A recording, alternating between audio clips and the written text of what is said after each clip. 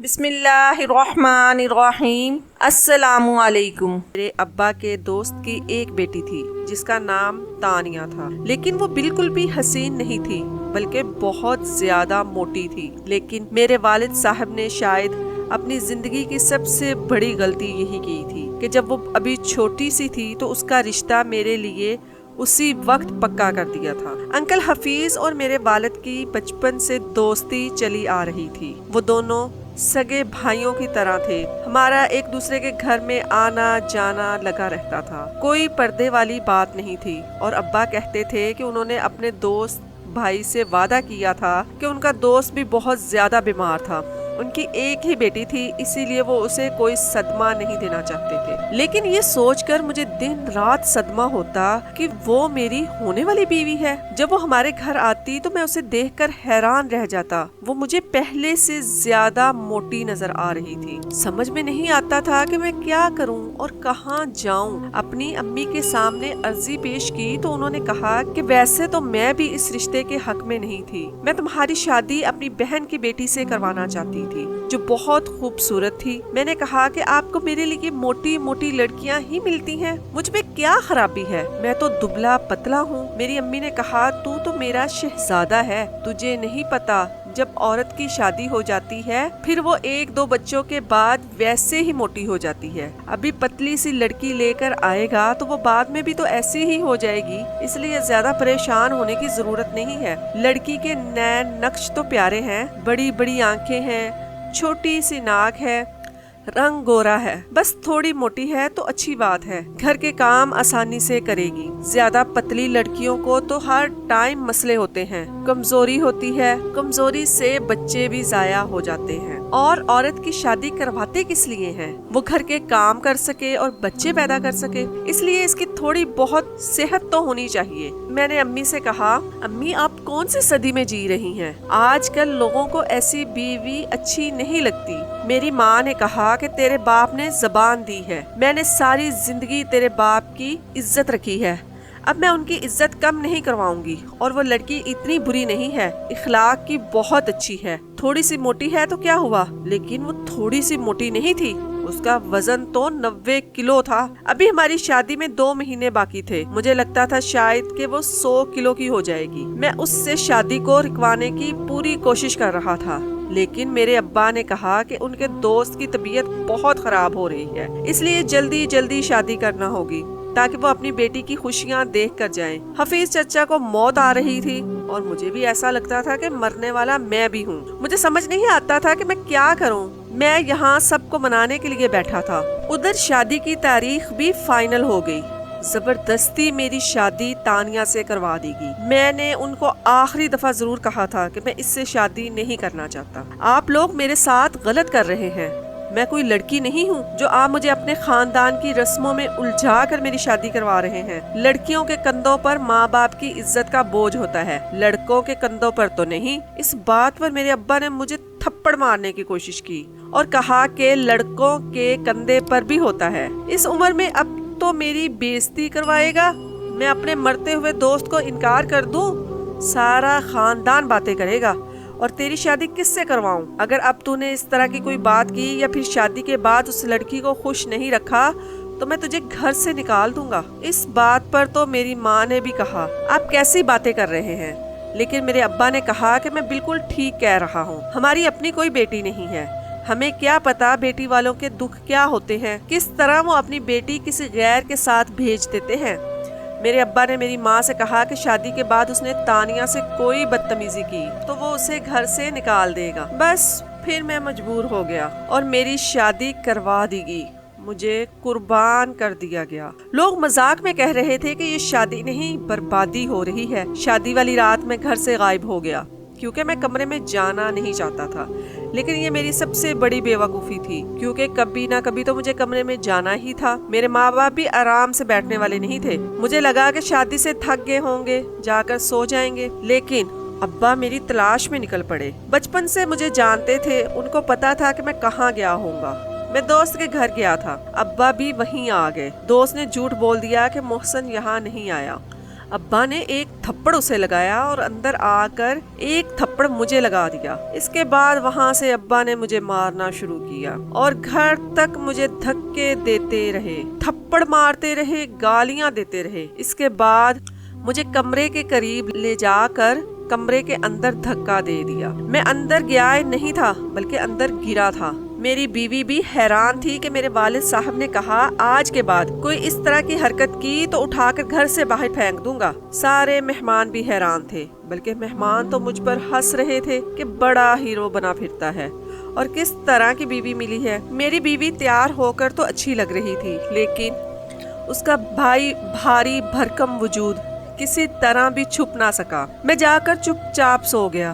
میں نے اس سے کہا کہ اگر تم نے صبح گھر والوں کے سامنے جا کر کوئی ایسی ویسی بات کی کہ میں نے تمہیں لفٹ نہیں کروائی یا تمہارے ساتھ بات نہیں کی تو مجھ سے کوئی برا نہیں ہوگا۔ اس نے کہا کہ میں ایسی کوئی بات نہیں کروں گی، آپ کی عزت رکھنا میری ذمہ داری ہے، آپ فکر نہ کریں۔ میں نے کہا چلو شکر ہے، اس معاملے میں تو اس نے میری بات مان لی تھی، لیکن بس پھر کیا تھا، جب زندگی گلے میں پھنس جائے اسے نگلنا ہی پڑتا ہے۔ سب کچھ غلط ہو گیا تھا، مگر اب تانیہ میری بیوی تھی، مجھے اس کے ساتھ زندگی گزارنی تھی۔ میں بالکل بھی خوش نہیں تھا، تانیہ سے دور دور ہی رہتا۔ اگر وہ میرے پاس آ کر بیٹھتی تو میں اٹھ کر باہر چلا جاتا۔ پھر میں نے اپنا دماغ اپنے کام کی طرف لگا لیا۔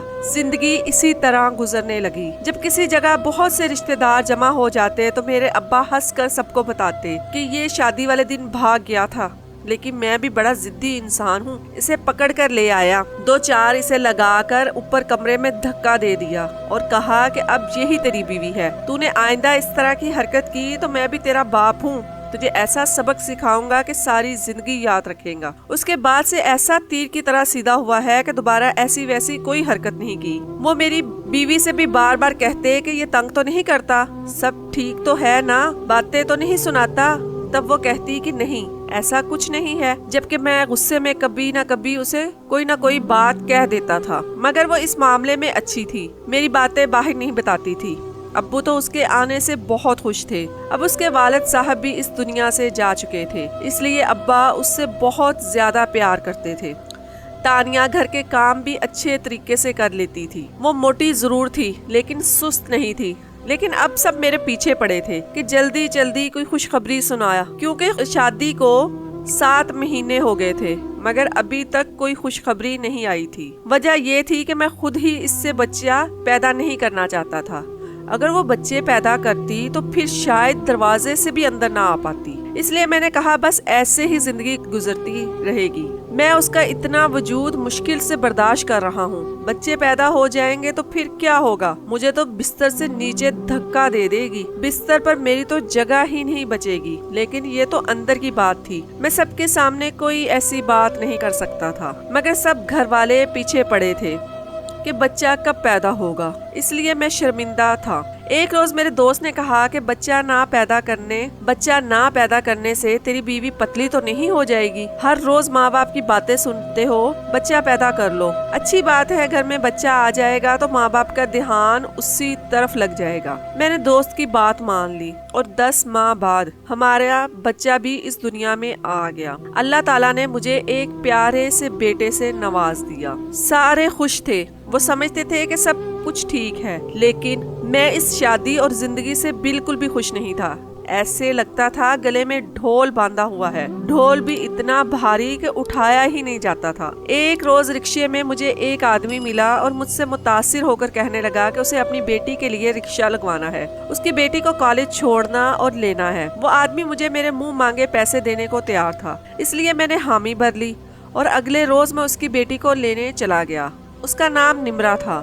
میں نے اس لڑکی کو دیکھا تو پہلی نظر میں مجھے اس سے محبت ہو گئی۔ وہ بہت ہی زیادہ خوبصورت تھی، دبلی پتلی، نازک پھول جیسی کمر، اور وہ بہت ہی پیاری تھی۔ اسے کپڑے پہننے کا سلیقہ بھی تھا، اور سب سے مزے کی بات یہ تھی کہ وہ بہت باتونی تھی، سارے راستے مجھ سے باتیں کرتی رہی۔ ایک ہفتے میں ہی میں نمرا کے ساتھ بہت فری ہو گیا۔ جب اس کو دیکھنے کے بعد میں اپنی بیوی کو دیکھتا تو وہ مجھے اور بھی زیادہ موٹی لگتی، اور میں حیران ہو جاتا کہ صبح تو یہ اتنی موٹی نہیں لگ رہی تھی، اب اسے کیا ہو گیا ہے۔ एक दिन अब्बा को कहते सुना कि बेटी तुम इतनी कमजोर क्यों होती जा रही हो। अब्बा की इस बात पर खाना मेरे हल्क में फंस गया। अम्मी ने मुझे पीछे से कमर में एक थप्पड़ मारा और कहा, क्या हो गया है, ठीक हो ना। मैंने कहा, ये क्या तरीका है, एक तो बंदे के गले में कोई चीज फंस जाए, ऊपर से सारे उसे मारने के लिए आ जाते हैं। मैं उठकर वहाँ से चला गया और हैरान होने लगा कि मेरे बाबा किस तरह की बातें कर रहे हैं कि मेरी बीवी पतली हो रही है, ये कहाँ से दुबली हो रही थी। दरअसल बात ये हुई थी कि मेरी बीवी का वजन थोड़ा कम हो रहा था। शायद वो बच्चे को दूध पिलाती थी और घर के सारे काम भी करती थी, लेकिन इतनी मोटी थी कि थोड़ा बहुत कम होने से भी गुजारा नहीं चलने वाला था। उसको कम से कम भी 30-40 किलो वजन कम करने की जरूरत थी। मेरा उसकी तरफ से थोड़ा बहुत ध्यान भी हट गया था। जो शुरू में था, मैं काम पर जाता तो सारे रास्ते निम्रा को देखता रहता। वो मुझसे बातें करती रहती, वो भी मुझे देखकर मुस्कुराती। उसका मतलब उसके दिल में भी कोई न कोई बात जरूर थी। अक्सर मुझसे मेरी फैमिली के बारे में भी पूछती थी। मैंने उसे अपनी शादी के बारे में भी बताया था। वो हैरान रह गई। उसने कहा, तौबा तौबा, आपकी बीवी 100 किलो की है, फिर आपके साथ खड़ी होकर आपकी माँ लगती होगी। इस बात पर वो बहुत हंसी थी। फिर मैंने उसे अपनी बीवी की तस्वीर भी दिखाई। वो मजीद हैरान हुई। उसने कहा, ये तो वाकई आपके साथ खड़े होकर आपकी माँ ही लगती है। आपके माँ बाप को क्या हो गया था, क्यों आपकी शादी उससे करवा दी थी? वो आपसे मोहब्बत नहीं करते? उन्होंने दुश्मनी निकाली है आपके साथ? मैंने कहा, मैं तो जलीलो ख्वार हो गया हूँ, मेरी तो जिंदगी बर्बाद हो गई है। कहाँ जाऊँ कुछ समझ नहीं आता। उसको देखता हूँ तो मेरा दम घुटने लगता है। औलाद की वजह से चुप हो जाता हूँ। निम्रा ने कहा कि उसे तलाक दे दो। मैंने कहा, मैं उसे तलाक नहीं दे सकता, नहीं तो मेरे वालिद साहब मुझे घर से निकाल देंगे और वो मेरे बेटे की माँ है। निम्रा ने कहा, फिर ठीक है, आपने अपने घर वालों की बात मान ली, उनकी इज्जत भी रख ली, उनकी पसंद की लड़की से शादी भी कर ली, लेकिन इसका मतलब ये तो नहीं कि आप अपनी सारी जिंदगी उसके पीछे ही बर्बाद कर दें। आप दूसरी शादी भी तो कर सकते हैं, बल्कि 2-3 शादियां कर सकते हैं। अगर आप दूसरी शादी करेंगे तो आपके घर वालों को कोई मसला भी नहीं होगा, क्योंकि उनको सीधा कह दीजिएगा कि पहले मैंने आपकी बात मान ली थी, आपकी इज्जत रख ली थी, अब आप मेरी बात माने। निम्रा ने तो जैसे मुझे अंधेरे में रोशनी दिखा दी थी। बात तो उसकी बिल्कुल ठीक थी। मैंने अपनी जिंदगी माँ बाप के कहने पर कुर्बान कर दी थी। क्या अब मैं अपनी मर्जी से किसी लड़की से शादी नहीं कर सकता था? मैं तो अभी भी पहले जैसा लगता था। 3 साल मैंने उसके साथ गुजार दिए थे, इतना काफी नहीं था क्या? और अगर मैं किसी और से शादी करता तो कौन सा उसको तलाक दे देता। लेकिन ऐसी लड़की कहाँ से मिलती जो सब कुछ जानने के बावजूद भी मुझसे शादी करने के लिए तैयार हो जाए। मैंने वापसी पर निम्रा से कहा कि ऐसी लड़की कहाँ मिलेगी जिसको ये सब कुछ पहले से पता हो कि मैं पहले से शादीशुदा हूँ और फिर भी वो मुझसे शादी करने के लिए राजी हो जाए। उसने कहा कि कभी कभी कुछ लोग हमारे आस पास होते हैं, लेकिन हम उनको देख नहीं पाते। इस बात पर मैं हैरान हो गया कि उसका इशारा किस तरफ है। उसका इशारा उसकी अपनी ही तरफ था। निम्रा 17 साल की थी और मैं 30 साल का होने वाला था। मैं एक रिक्शा ड्राइवर था, वो एक अच्छे और अमीर घराने से ताल्लुक रखती थी। मेरा तो दिमाग ही घूम गया। वो मेरी दुख भरी दास्तान सुन रही थी। दूसरी शादी की बात शायद मेरे दिमाग में इसलिए डाल रही थी कि वो मेरे साथ शादी करना चाहती थी, लेकिन वो तो कुंवारी थी। मैंने उससे कहा कि क्या तुम मुझसे शादी करोगी? तब वो शर्माने लगी और कुछ देर बाद बिला झिझक उसने कह दिया कि मैं तो कब से यही चाह रही थी कि आप मुझसे ये बात पूछें, और मुझे इस बात का बहुत अफसोस है कि आपकी पहले शादी हो चुकी है, लेकिन आप मर्द हैं और मर्द को तो 4 शादियां करने का हुक्म भी है। वो तो औरत होती है जिसकी एक दफा तलाक हो जाए तो माशरे में दूसरी शादी के लिए नामाकूल हो जाती है, लेकिन मर्द के लिए ऐसा यहाँ कोई निजाम नहीं है। मेरे दिल में भी ऐसी कोई बात नहीं आएगी। मैं आपके साथ शादी करना चाहती हूँ और अपनी मर्जी से करना चाहती हूँ। मुझे कोई फर्क नहीं पड़ता कि आप रिक्शा चलाते हैं, मैं तो आपको पसंद करती हूँ। अगर आप मान जाएं तो मुझे खुशी होगी। मैंने कहा, मुझे वालिद साहब का डर है, अगर उनको पता चल गया तो वो मुझे घर से बाहर निकाल देंगे। निम्रा कहने लगी, वो बिल्कुल भी नहीं निकालेंगे, आप उनकी इकलौती औलाद हो। ये सारी बातें आपको धमकाने के लिए है। माँ बाप अपनी औलाद से बहुत प्यार करते हैं, वो कभी भी आपको घर से नहीं निकालेंगे। आपके बिना कौन है जो उनको सहारा देगा? आपके सहारे से ही तो घर चलता है। मैंने कहा, ये बात तो बिल्कुल सही है। अब्बू ने 2 साल से काम करना छोड़ दिया है और मुझे भी घर से निकाल देंगे तो फिर घर कैसे चलेगा, उस मोटी को कैसे पालेंगे, वो तो 4 बंदों का खाना अकेली खा जाती है। मुझे अपनी बीवी पर अचानक से गुस्सा आने लगा, बहुत ज्यादा नफरत होने लगी थी। निम्रा ने कहा कि हम निकाह कर लेंगे, मेरे पास बहुत से पैसे हैं और मैं अपने घर वालों से तंग हूँ। हम ऐसी जगह पर जाकर निकाह कर लेंगे जहाँ कोई भी ना होगा। मेरी एक सहेली का घर है, वो ज्यादातर अपने माँ बाप के घर रहती है क्योंकि उसका शौहर दूसरे मुल्क में होता है। उसके घर की चाबी मुझे आसानी से मिल जाएगी, वहीं पर निकाह कर लेंगे। मैं तो बहुत ज्यादा खुश हो गया, मेरे दिल में तो लड्डू फूट रहे थे कि इतनी प्यारी और कम उम्र लड़की मुझे मिल गई थी। वो शादी करने के लिए भी तैयार थी, सारा प्लान भी खुद ही बना रही थी। मुझे तो हैरत हो रही थी, खुशी के मारे मैं पागल हो रहा था। जब अम्मी ने मुझे कहा कि क्या हो गया है, क्यों मुंह ही मुंह में हंस रहे हो, कौन से ख्वाब देख रहे हो, इस बात में मेरी बीवी ने भी मेरी तरफ देखा। मैंने कहा कुछ नहीं, वो किसी दोस्त की बात याद आ गई थी। अम्मी ने कहा तुम्हारा बेटा 1 साल का होने वाला है, क्या दूसरा बच्चा पैदा करने का इरादा नहीं है? एक बच्चा पैदा करके जिम्मेदारी खत्म हो गई है तुम्हारी। मुझे इस घर में रौनक चाहिए, अब खैर से मुझे एक पोती चाहिए। पोता तो अल्लाह ताला ने दे दिया है, तुझे किसी